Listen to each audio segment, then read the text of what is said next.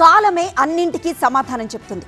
ఒక్క మాటలో చెప్పాలంటే టైం విల్ ఆన్సర్ ఎవ్రీథింగ్ అని నమ్మిన డీకే శివకుమార్ ఇవాళ కర్ణాటక సీఎంగా ప్రమాణ స్వీకారం చేయబోతున్నారు. దేవుడు వరం ఇవ్వడు, శాపము ఇవ్వడు, అవకాశం మాత్రమే ఇస్తాడని, ఆ అవకాశాన్ని ఎలా ఉపయోగించుకోవాలనేది మన చేతుల్లోనే ఉంటుందని చెబుతూ వచ్చిన డీకే బయోగ్రఫీ దాదాపుగా అందరికీ తెలుసు. కానీ డీకే జననం వెనుకున్న ఆసక్తికర కథ, ఆయన ఏం సాధించాలి అన్న దానిపై తల్లి పెట్టుకున్న కోరిక మాత్రం వెరీ ఇంట్రెస్టింగ్ అనే చెప్పాలి.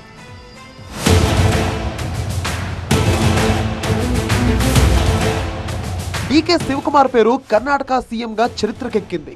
రాజకీయ చదరంగంలో ఎన్ని ఓటములు ఎదురైనా ప్రతిసారి లేచి నిలబడి చివరకు గద్దెనెక్కిన నాయకుడిగా డీకే శివకుమార్ నిలిచారు.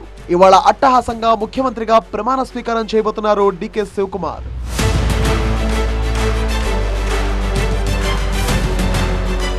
డీకే శివకుమార్ రాజకీయ జీవితం తెరిచిన పుస్తకమే కావచ్చు, కానీ ఆయన జననం, పేరుకు సంబంధించిన భావోద్వేగ కథ మాత్రం చాలా మందికి తెలియదు. అది కర్ణాటక రాష్ట్రంలోని కనకపుర తాలూకాలోని పెద్ద ఆళ్లహళ్లి గ్రామం. గౌరమ్మ కెంపగౌడ దాంపత్య జీవితం మొదలై 3 ఏళ్లు దాటినా వాళ్ల ఇంట్లో చిన్నారి ఏడుపు వినిపించలేదు. తల్లి కావాలన్న బలమైన కోరికతో ఉన్న గౌరమ్మ ఊరిలోని కొండపై ఉన్న శివాల్దప్ప స్వామిని మొక్కని మొక్కులేదు. నాకో బిడ్డను ప్రసాదించు స్వామి అని కన్నీటి ప్రార్థన చేయని రోజు లేదు. ఆ మొక్కుబడి ఫలితమే నేడు కోట్లాది మందికి అభిమాన నాయకుడై డీకే శివకుమార్ పుట్టుక. శివకుమార్ పుట్టుకను తల్లి గౌరమ్మ శివుడు ప్రసాదంలా భావించారు. అయితే కెంపగౌడ కుటుంబ సంప్రదాయ ప్రకారం ఆడపిల్ల పుడితే కెంపమ్మ, మగబిడ్డ పుడితే కెంపగౌడ లేకపోతే కెంపరాజ్ అని పేరు పెట్టాలి. అలా మొదట కెంపరాజ్ అని పేరు పెట్టారు. అయితే బిడ్డ శివాల్దప్ప కృపతో పుట్టాడని భావించిన తల్లి కుటుంబ సంప్రదాయాన్ని పక్కన పెట్టి కుమారుడికి శివకుమార్ అని నామకరణం చేశారు. ఇప్పుడు ఆ నామస్మరణతోనే కర్ణాటక రాష్ట్రం మార్మోగుతోంది.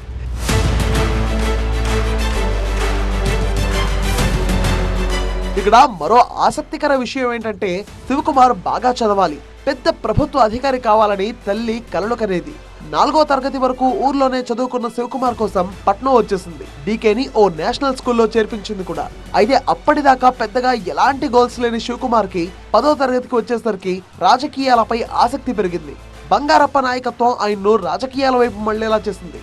దీంతో కొడుకు ఏమైపోతాడో అన్న ఆందోళన గౌరమ్మలో ఎక్కువైంది. అలా కొన్నేళ్లు గడిచాక కుటుంబాన్ని తలెత్తుకునేలా చేశారు శివకుమార్.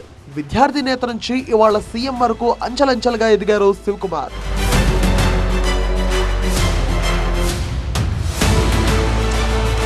శివకుమార్ కుటుంబం ఆర్థికంగా బలంగానే ఉన్నప్పటికీ తండ్రి సైకిల్ మీద తిరుగుతూ వ్యవసాయం, వ్యాపారాలు చేస్తుండేవారు. తండ్రి కష్టాన్ని డీకే శివకుమార్ చూడటమే కాదు, తోడుగాను నిలిచారు. తండ్రి ఏ ఊరు వెళ్తే ఆ ఊరికి సైకిల్ మీద వెళ్లి భోజనం ఇచ్చేవారు. ఇక రాజకీయాల్లో కీలక నేతగా ఎదిగిన డీకే శివకుమార్ 1991లో బంగారప్ప కేబినెట్ లో తొలిసారిగా మంత్రి అయ్యారు. అలా మంత్రి అవడంతోనే తండ్రికి కారు కొనిచ్చారు శివకుమార్. తండ్రికి పూర్తిగా విశ్రాంతినిచ్చి కుటుంబ బాధ్యతలను ఆయన తీసుకున్నారు.